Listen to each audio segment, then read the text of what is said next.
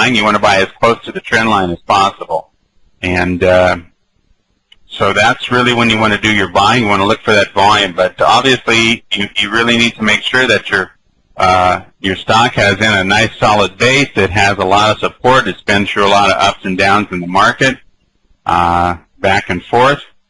And it's what we really want to watch for. And this stock here has basically what I like to call a corkscrew. As it moves inside underneath the channel here, this is a channel base, it kind of threads back and forth like a corkscrew.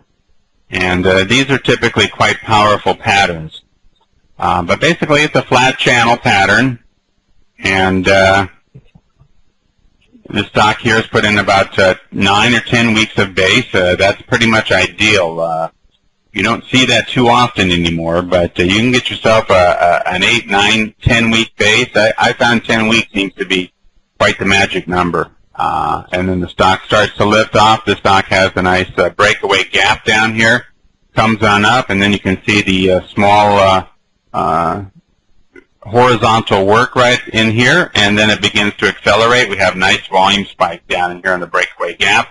And the stock takes off and then creates kind of a flag-like area here. A lot of horizontal work here, consolidation. And then the stock really accelerates up into another horizontal work. You're going to find the horizontal channel is one of the most sought-after things you're going to look for in your research continuously. Here we have the stock having a breakaway gap to the downside.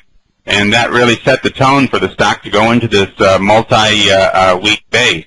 And you're going to see this over and over and over again, where you're going to see a breakaway gap to the downside, and it really signals the end of a move and an exhaustion of the move up. So again, we have lots of oscillation back and forth, and then we have some heavy volume spikes coming in supporting the stock. And then the stock tries to move up and closes right on my trend line right in here. And then we have earnings coming out the next day. So a lot of people were anticipating some very good earnings, so they were bidding up the stock. Sometimes this works good, and sometimes it doesn't.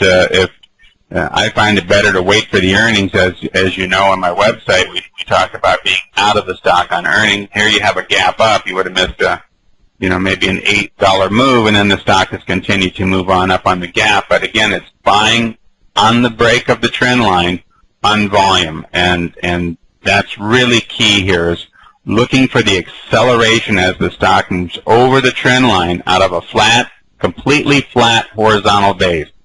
So when we're